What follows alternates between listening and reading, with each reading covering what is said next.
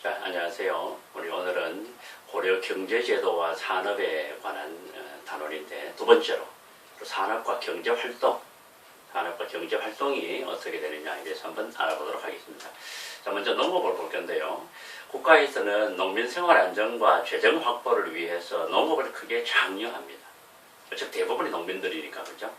그래서 의창과 상평창이라고 하는 것을 설치합니다. 의창은 뭐냐 그러면은 가난한 사람들에게 봄에 곡식을 빌려줬다가 가을에 갚게 하는 그런 제도입니다. 많이 들어봤는 거죠. 고구려의 진대법하고 같은 것이 됩니다. 그 다음에 상평창이라고 하는 것은 물가 조절하는 기구입니다. 물가가 쌀 때 정부에서 사들였다가 비쌀 때 이렇게 시중에 팔게 하는 그러한 물가를 조절하는 그런 기구가 바로 상평창이 되겠다. 이런 걸 설치해서 농민들의 생활을 안정을 시키려고 했었습니다. 그 다음에 또 경작지를 크게 확대를 시킵니다. 황무지를 개간하게 되면 일정 기간 동안 소작료와 조세를 감면해 줍니다. 그리고 또 12세기 이후가 되면 저습지와 간섭지를 개간해 가지고 농토가 없는 부분에 농토를 크게 좀 확대를 할 수가 있게 됩니다. 그리고 또 농업기술이 고려시대 오게 되면 몇 가지 기술이 발전하게 되는데요. 첫 번째로 시비법입니다. 퇴비를 만들어서 사용하는 방법이 되죠. 그 다음에 또 두 번째는 소를 이용한 깊이가리, 우리 한자로 적어놨는데 심경법입니다. 깊이 땅을 간다는 얘기죠. 그리고 2년 3작의 윤작법, 돌아가면서 농사를 2년에 3가지 작물로 돌아가면서 짓는 그런 방법을 말하죠. 그리고 또 이때가 되면 남부지방 일부에서 모내기가 처음 시작이 됩니다. 그 다음에 또 우리가 잘 아는 것이죠. 고려 후기가 되면은 문익점이 원나라로부터 목화씨를 가져와 가지고 우리나라에 처음으로 목화가 재배되기 시작하게 됩니다. 그 다음에 두 번째로 수공업은 어떻게 됐을까요? 전기에는 관청수공업과 소수공업이 발달하게 됩니다. 관청수공업이라는 것은 관청 소속의 기술자들을 통해 가지고 관청에서 필요한 물품 또 아니면은 관청이 필요한 거 아니더라도 만들어서 시중에 팔게 되는 그런 제품이 그런 수공업이 되죠. 그다음 두 번째는 소수공업인데 향부곡 소에서 말하는 그 특수행정구역입니다. 그 중에 소에 있는 사람들이 바로 수공업에 종사하는 사람들인데 이 사람들이 상시적으로 금이라든가 은철, 종이 이런 물품을 생산해서 이것을 곡물로 납부하면서 만들게 되는 그런 소수공업이 됩니다. 그러나 후기가 되면은 민간수공업과 사원수공업이 발달하게 됩니다.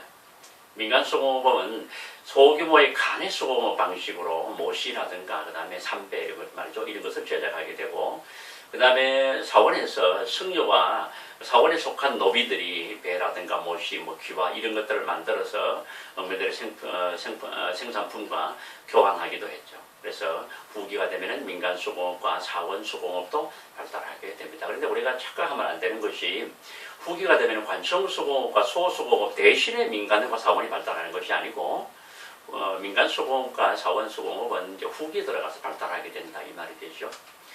자, 그 다음에 상업입니다. 먼저 조세와 공납이 집중되는 그 개경을 중심으로 상업이 발달하게 됩니다. 뭐 당연하겠죠, 그죠? 사람이 많이 모이는 그런 도시에 상업이 발달하게 되고, 그리고 시전에서 바로 이런 개경이 있는 시전이죠. 정부에서 주관하는 그런 상업을 말합니다.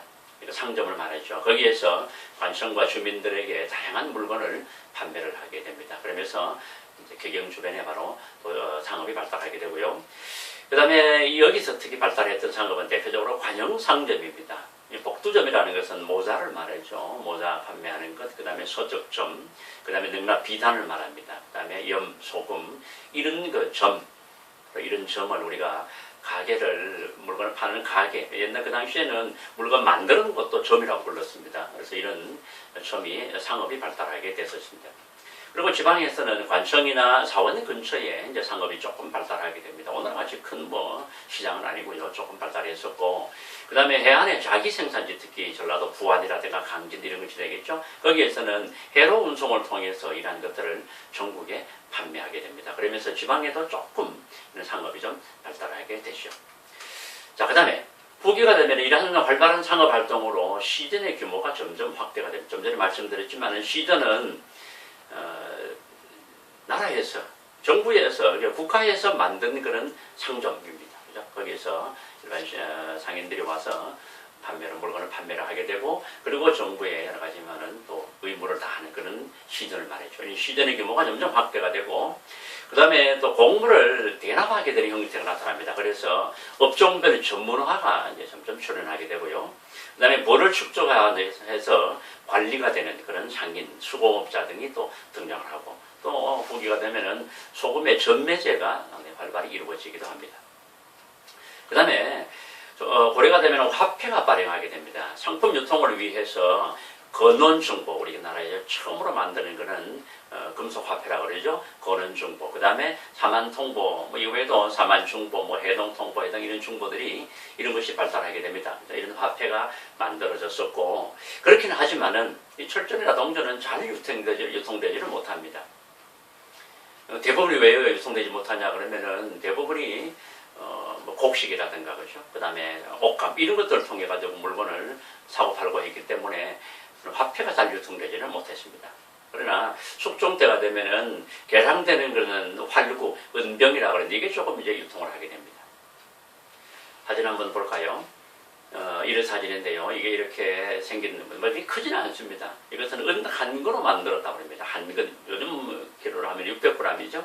이것을 만들었는데 이거는 어느 정도의 가격이냐 그러면요. 배 100필. 요즘 돈으로 계산하면 시대에 따라 좀 다르긴 하겠지만은 거의 한 500만 원 정도 가까이 되는 그런 아주 굉장히 비싼 그런 화폐가 바로 이런 은병이라는 화폐였습니다. 그래서 널리 유통되지는 못하고요.